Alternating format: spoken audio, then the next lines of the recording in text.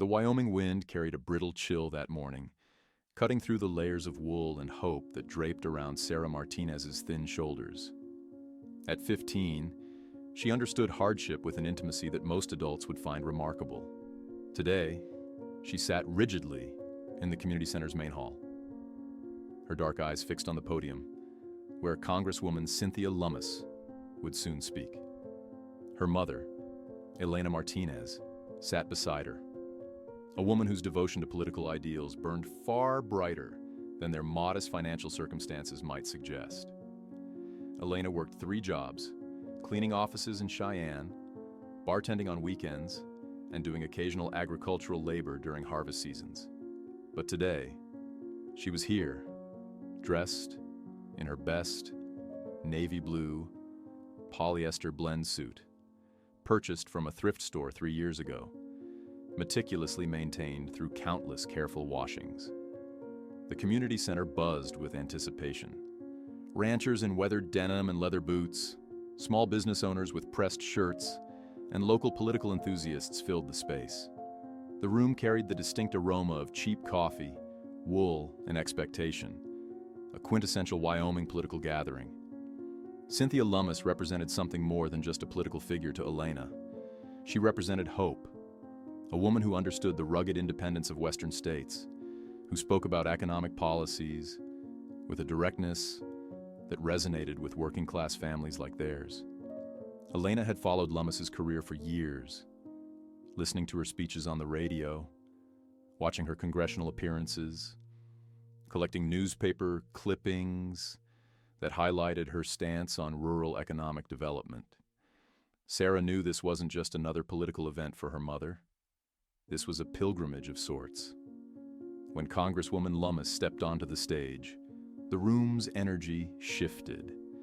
She was shorter than Sarah had imagined, but her presence commanded immediate attention. Dressed in a crisp taupe blazer and dark slacks, Lummis looked every bit the seasoned politician. Pragmatic, intelligent, unapologetically direct. Elena leaned forward, her entire body seemingly vibrating with anticipation. Sarah noticed her mother's hands, rough from years of manual labor, gripping the edge of her chair so tightly that her knuckles turned white. Lummis began speaking about agricultural policy, federal support for small ranches, and the economic challenges facing rural communities. Her words were precise, peppered with statistical insights and personal anecdotes that made complex policy feel intimate and immediate. It was during her discussion of federal grants for rural infrastructure that something changed. Sarah first noticed her mother's breathing becoming irregular. A slight tremor ran through Elena's left hand. Then her right shoulder began to twitch almost imperceptibly. Sarah turned, her young face etched with immediate concern. "Mama?" she whispered. Elena didn't respond. Her eyes, previously bright and focused, began to glaze. A thin line of saliva formed at the corner of her mouth. And then, without warning, Elena began to slide sideways. The next moments became a blur of motion and sound. Elena's body slumped, her head narrowly missing the hard edge of the chair's armrest. The sudden movement caused nearby attendees to turn, a collective gasp rising from the crowd. Sarah's scream was raw, primal, a sound of pure, unadulterated terror. "Mama! Mama!" The room erupted into controlled chaos. Someone shouted, "Call an ambulance!" Another voice commanded, "Give her space!" But Sarah heard none of it. Her world had narrowed to her mother's suddenly fragile form, her body now limp and unresponsive. Congresswoman Lummis, mid-sentence, stopped speaking. For a fractional moment, the entire room seemed suspended in a collective breath of shock and uncertainty. Little did Sarah know that this moment, this precise, unexpected intersection of personal crisis and public performance, would change everything. The ambulance's distant wail began to crescendo, promising both hope and uncertainty. The ambulance's interior was a stark universe of white and sterile metal, punctuated by the rhythmic beeping of medical monitoring equipment. Sarah Martinez sat pressed against the far wall, her body tense and vibrating with a mixture of terror and confusion. The paramedics moved with practiced efficiency, their hands moving over her mother's unconscious form, speaking in a medical shorthand that felt like a foreign language. Elena Martinez lay motionless, her breathing shallow and irregular. Her navy blue suit, so carefully chosen for this day of political engagement, was now crumpled and askew. A small oxygen mask covered her face, its clear plastic fogging slightly with each labored breath. Sarah's mind raced. She was thinking about the mortgage payment due next week, about the shift her mother was supposed to work at the cleaning service, about the leftover beans and rice in their small apartment's refrigerator. At 15, she'd become an expert at managing adult worries, a skill born of necessity rather than choice. Congresswoman Cynthia Lummis sat directly across from her, an unexpected presence in this medical drama. Her tailored blazer now looked slightly rumpled, her perfectly coiffed hair showing signs of the day's unexpected turbulence. But her eyes remained sharp, focused, the eyes of someone accustomed to managing crises. "What's happening to my mother?" Sarah's voice was small, but it carried a tremor of steel. The senior paramedic, a weathered man in his mid-50s with salt and pepper hair, glanced up. "We're dealing with what appears to be a neurological event. Could be a stroke, could be something else. We'll know more at the hospital." Lummis leaned forward. "She was perfectly fine during my speech, just moments ago. How could this happen so suddenly?" The paramedic shrugged. "Medical emergencies don't always send a warning.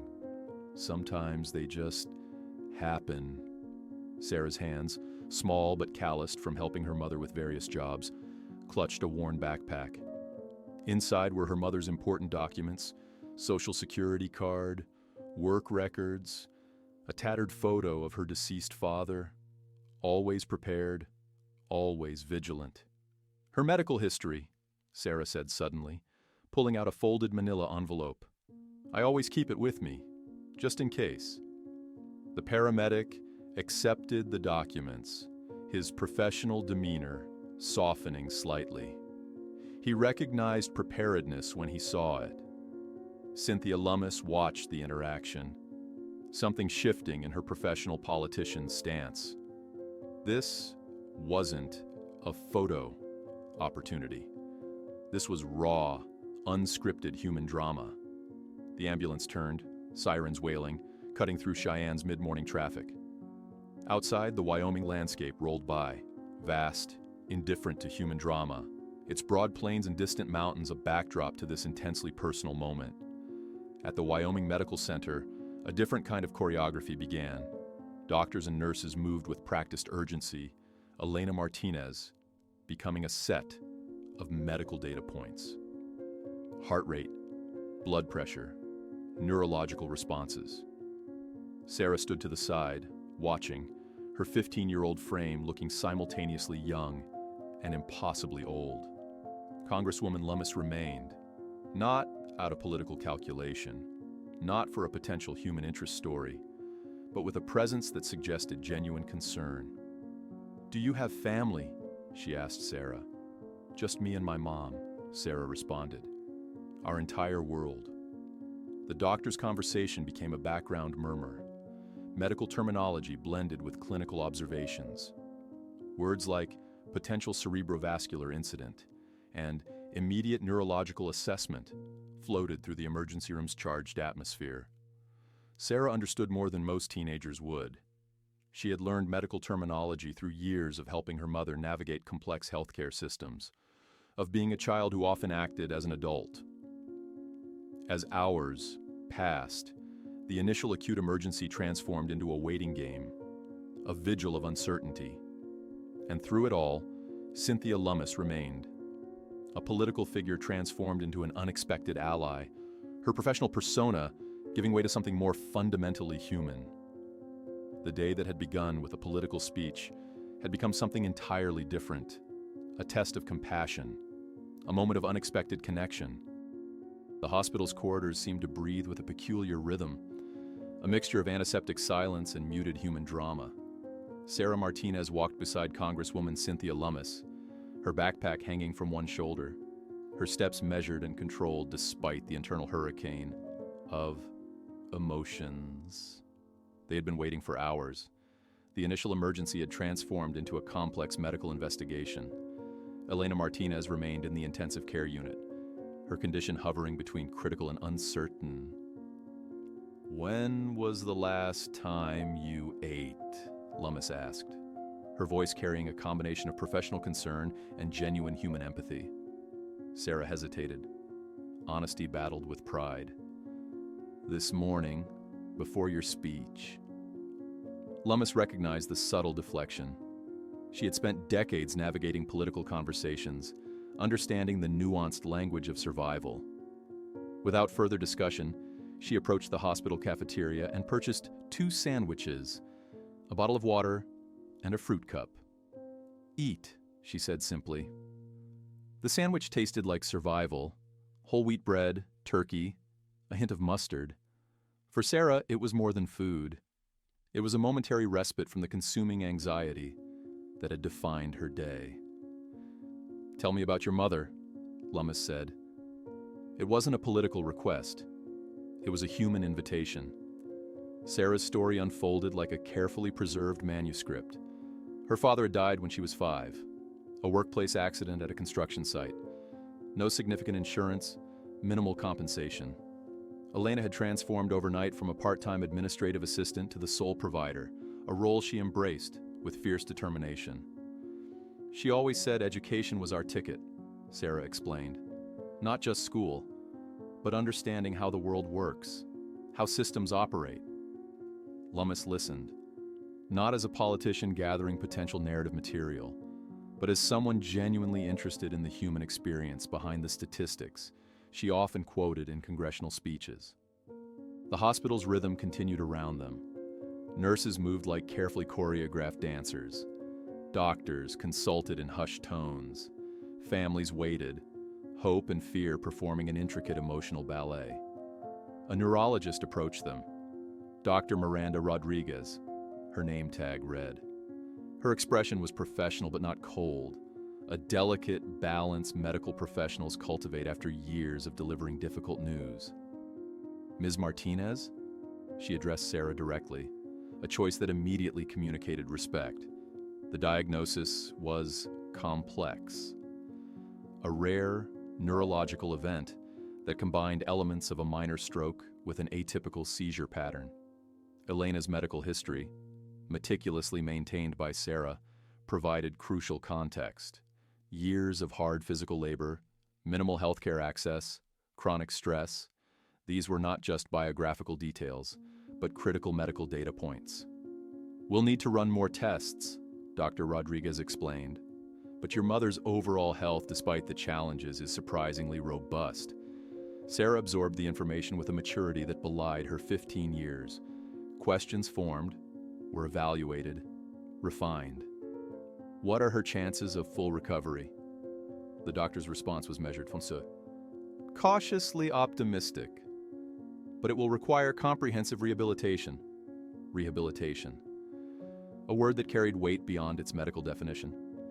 For Sarah and Elena, it represented a potential financial mountain to climb. Cynthia Lummis, who had been listening quietly, now spoke.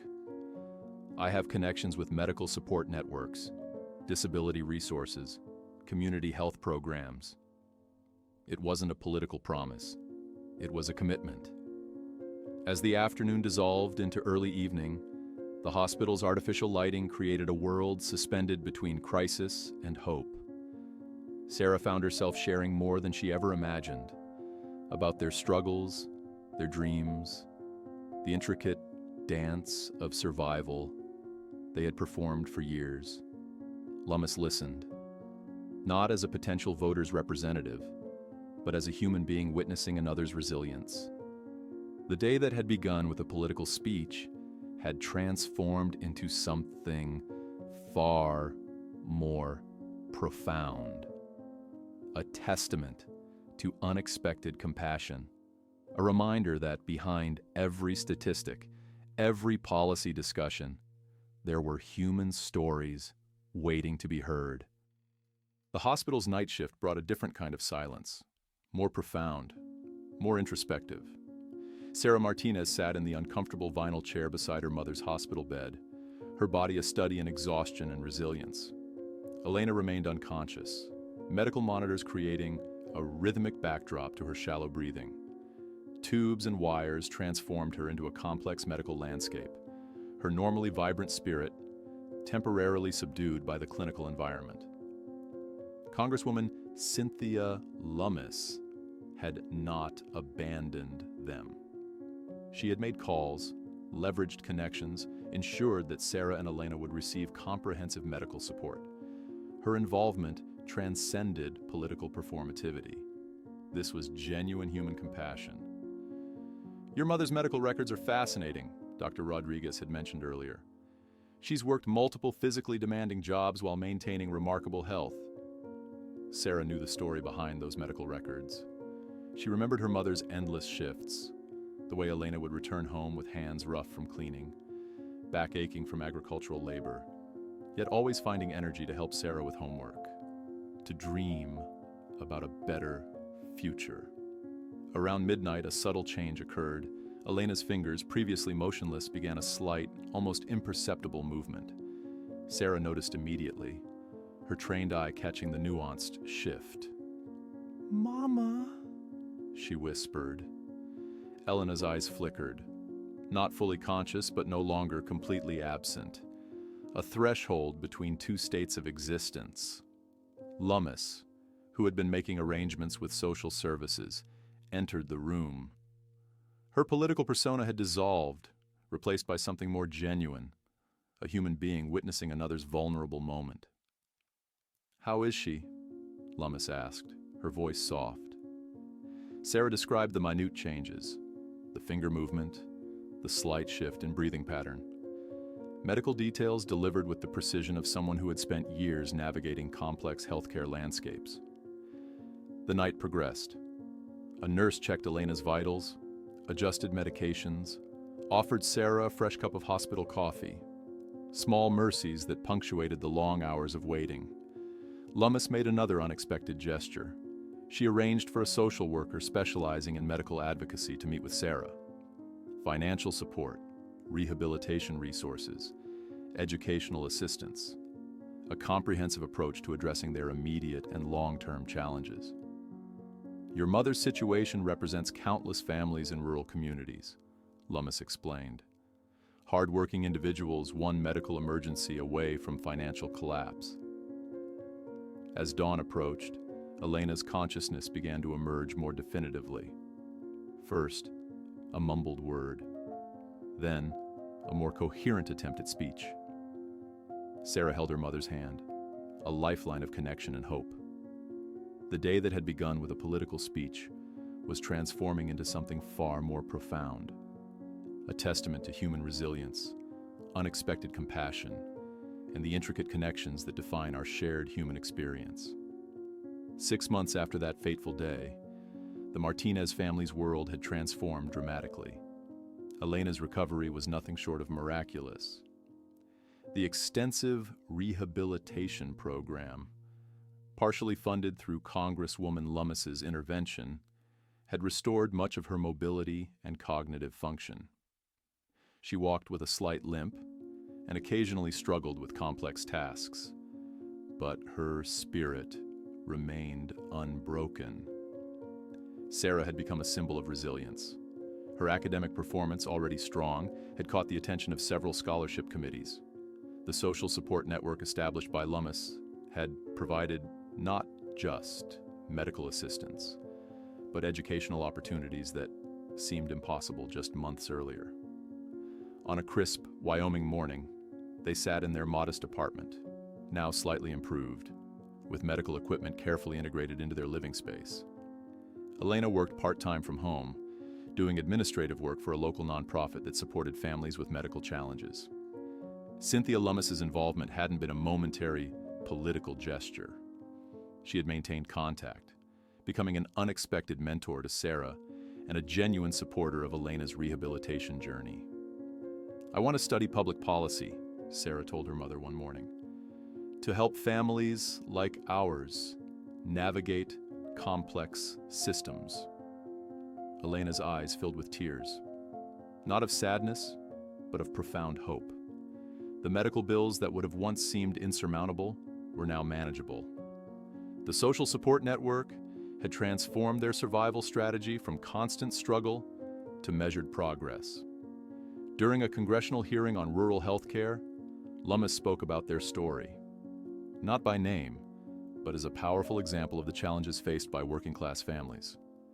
She used their journey to advocate for more comprehensive medical support systems, more accessible rehabilitation resources. Sarah attended the hearing, sitting in the gallery. When Lummis referenced their experience, she felt a surge of validation. Their personal struggle had become a catalyst for potential systemic change. Their story wasn't just about survival, it was about transformation. The day that had begun with a sudden medical emergency had rewritten their entire future. A political speech, an unexpected act of compassion, had become a turning point. As Wyoming's vast landscape stretched beyond their apartment window, Sarah understood something profound. Compassion wasn't just an emotion. It was a powerful force of transformation. Their journey was continuing, and hope, once a distant concept, now felt tangibly real.